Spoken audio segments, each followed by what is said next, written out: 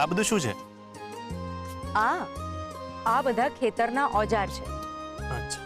આ જુઓ, આને પાવડો કહેવાય અને આને આ રીતે પકડાય.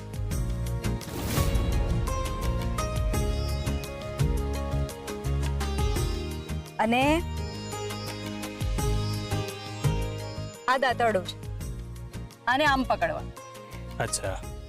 રૂપ તું અમારા હાથમાં નથી આવી, પણ અમે તારો ખેલ પૂરો કરીશું. બસ એકવાર તારી દુખતી નસ અમારા હાથમાં આવે ને એટલી વાર છે, પછી અમે તને નહીં છોડીએ. હા, પાવડો છે. હા,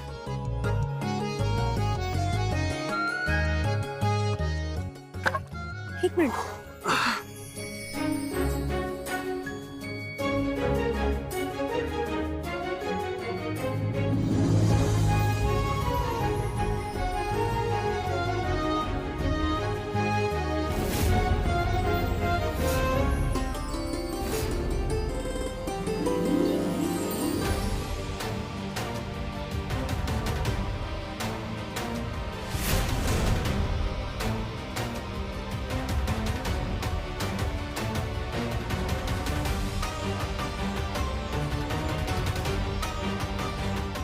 સરગમ, દીદી, શું થયું? તમે અહીંયા?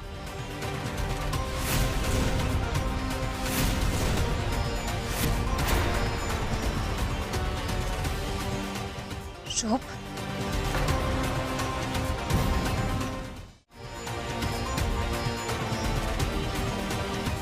સરોગસી સફળ થઈ ગઈ છે. શું?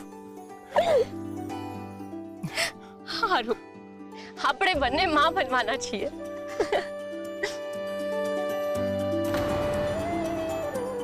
જોયું ને, તમારી પ્રાર્થના સફળ થઈ અને તમારી માનતા પણ પૂરી થઈ. સાચે જ કાનાએ કાનો આપ્યો. હા, એની એકની બે માં છે, એક દેવકી અને એક યશોદા. હું સાચે જ બહુ ખુશ છું કે અમારું બાળક તારા પેટે જન્મવાનું છે. હું અને તું બંનેની માં બનીશું.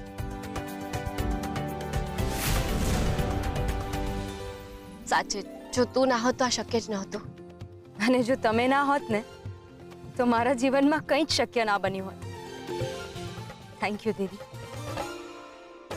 તમે ચિંતા ના કરતા, હું આ બાળક માટે બધું જ કરીશ.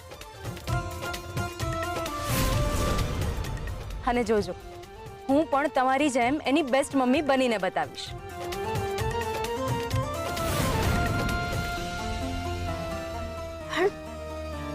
વંદે, આ શું છે? તું તો એકદમ ગામડાનો લાગે છે ને. દીદી, ચાલો હું તમને પણ કપડાં આપું છું. મને પણ.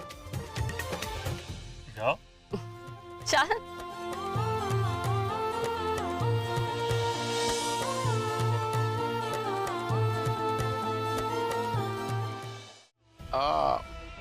શું બોલે છે? આ બંનેમાં બનશે એટલે? સાહેબ, મને લાગે છે કે આ તમારા કામની વાત છે.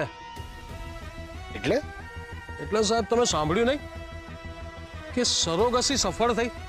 પણ આ સરોગસી એટલે શું? હા સાહેબ, સરોગસી.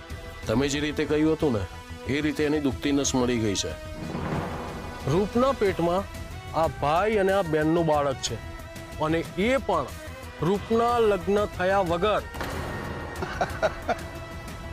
આ નવું આવ્યું? હા સાહેબ, જ્યારથી તમે મને કહ્યું હતું ને કે આ લોકોની દુખતી નસ શોધવાની છે, ત્યારથી આ લોકોની પાછળ લાગ્યો છું.